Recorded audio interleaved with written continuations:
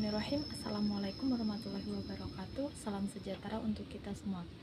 Yang terhormat Bapak Dimas Rinda Adi Puspito, Magister Pendidikan selaku dosen pengampu mata kuliah Filsafat Pendidikan.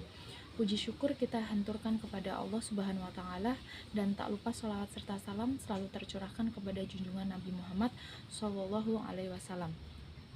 Baik, berdirinya saya di sini untuk mempresentasikan hasil diskusi kelompok kami. Tak kenal maka ta'aruf. Maka baiklah, saya akan memperkenalkan diri. Nama saya Adinda Selvin Prasetya Wibowo, NIM 2022 464 05 145. Ada kingkong lagi makan terasi. Jangan bengong. Mari simak presentasi. Baik, di sini saya akan menjelaskan tentang aliran-aliran dalam filsafat pendidikan di Indonesia. Nah, pasti kalian bertanya-tanya, apa sih filsafat pendidikan? Pendidikan itu sendiri adalah usaha yang dilakukan dengan sengaja dan sistematis dalam bentuk pembinaan, penghargaan, pencerdasan, dan pelatihan yang ditunjukkan kepada peserta didik secara formal maupun non-formal, dengan tujuan membentuk peserta didik yang cerdas, berkepribadian, memiliki keterampilan dan keahlian tertentu sebagai bekal dalam kehidupan di masyarakat. Sedangkan filsafat merupakan hasil pemikiran dan perenungan secara mendalam tentang sesuatu sampai ke akar-akarnya. Sesuatu yang dimaksud dapat berarti terbatas, dan dapat pula berarti tidak terbatas. Filsafat membahas segala sesuatu yang ada di alam ini, yang sering dikatakan filsafat umum. Sementara itu, filsafat yang terbatas ialah filsafat ilmu, filsafat pendidikan, filsafat seni, filsafat agama, dan sebagainya. Nah, aliran-aliran dalam filsafat pendidikan itu sendiri sedikitnya terdapat 9 aliran dalam filsafat pendidikan. Yang A, idealisme mengandung bahwa realitas akhir adalah roh, bukan materi, bukan fisik, pengetahuan yang diperoleh melalui panca indera. Tidak pasti dan tidak lengkap. Aliran ini memandang nilai adalah tetap dan tidak berubah, seperti apa yang dikatakan, baik, benar, cantik, buruk, secara fundamental, tidak berubah dari generasi ke generasi. Yang B, realisme merupakan filsafat yang memandang realitas secara dualitis.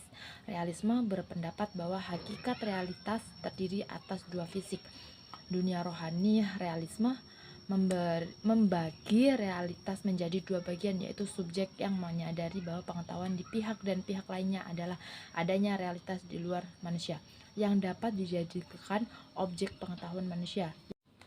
Yang C, filsafat pendidikan. Materialisme berpandangan bahwa hakikat materialisme adalah materi, bukan rohani, spiritual, dan supernatural. Baik, materi selanjutnya akan disajikan atau dijelaskan oleh rekan saya. Baik, materi selanjutnya akan disampaikan oleh saya.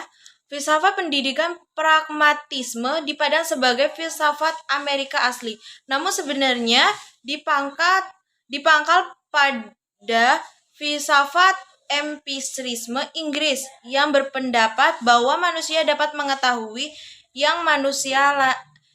apa yang manusia alami. Beberapa tokoh yang menganut filsafat ini adalah Carlos Sandre Peirce, William James, John Dewey, dan Heraclitus. Filsafat pendidikan eksistensialisme memfokuskan pada pengalaman-pengalaman individu. Secara umum, eksistensialisme menekankan pilihan kreatif, subjektivisme, pengalaman manusia, dan tindakan konkret dari keberadaan manusia atas setiap skema rasional untuk menghakikat manusia atau realitas.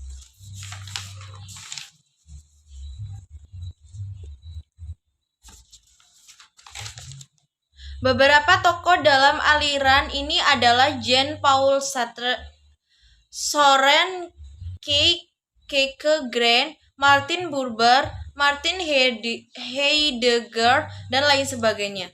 Filsafat pendidikan progresivisme bukan merupakan bangunan filsafat atau aliran filsafat yang berdiri sendiri, melainkan merupakan suatu gerakan dan perkumpulan yang didirikan pada tahun 1918 Aliran ini berpendapat bahwa pengetahuan yang benar pada masa kini mungkin tidak benar di masa mendatang. Pendidikan harus berpusat pada anak, bukannya memfokuskan pada guru atau bidang muatan.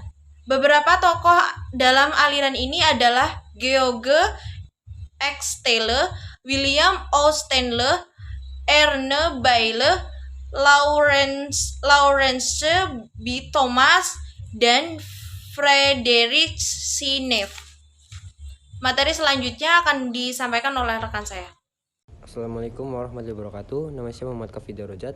Di sini saya akan menjelaskan materi selanjutnya, yaitu filsafat pendidikan esensialisme. Bertitik tolak dari kebenaran yang telah terbukti berabad-abad lamanya. Kebenaran seperti itulah yang esensial. Yang lain adalah suatu kebenaran secara kebetulan saja. Kebenaran esensial itulah kebudayaan klasik yang muncul pada zaman Romawi yang menggunakan buku-buku klasik ditulis dengan bahasa Latin yang dikenal dengan nama Greek Book. Buku ini sudah berabad-abad lamanya mampu membentuk manusia-manusia berkaliber internasional. Inilah bukti bahwa kebudayaan ini merupakan suatu kebudayaan esensial. Setelah itu, filsafat pendidikan perennialisme merupakan suatu aliran dalam pendidikan yang lahir pada abad ke-20. Perennialisme lahir sebagai suatu reaksi terhadap pendidikan progresif. Mereka menentang pandangan progresivisme yang menekan perubahan dan sesuatu yang baru. Perennialisme memandang situasi dunia dewasa ini penuh dengan kekacauan, ketidakpastian, dan ketidakperaturan, terutama dalam kehidupan moral, intelektual, dan sosiokultural. Setelah itu, filsafat pendidikan. Rekonstruksionisme merupakan kelanjutan dari gerakan progresivisme. Gerakan ini lahir berdasarkan atas suatu anggapan bahwa kaum progresif hanya memikirkan dan melibatkan diri dengan masalah-masalah masyarakat yang ada sekarang. Rekonstruksionisme dipelopori oleh George Cohn dengan Horak pada tahun 1930, ingin membangun masyarakat baru, masyarakat yang pantas dan adil. Terima kasih. Assalamualaikum warahmatullahi wabarakatuh. Perkenalkan, nama saya Muhammad Alfi Nur Aziz, NIM 2022 406 405 217. Jadi kesimpulannya, satu, terdapat kaitan yang erat antara pendidikan dan filsafat, karena filsafat mencoba merumuskan citra tentang manusia dan masyarakat, sedangkan pendidikan berusaha mewujudkan citra tersebut.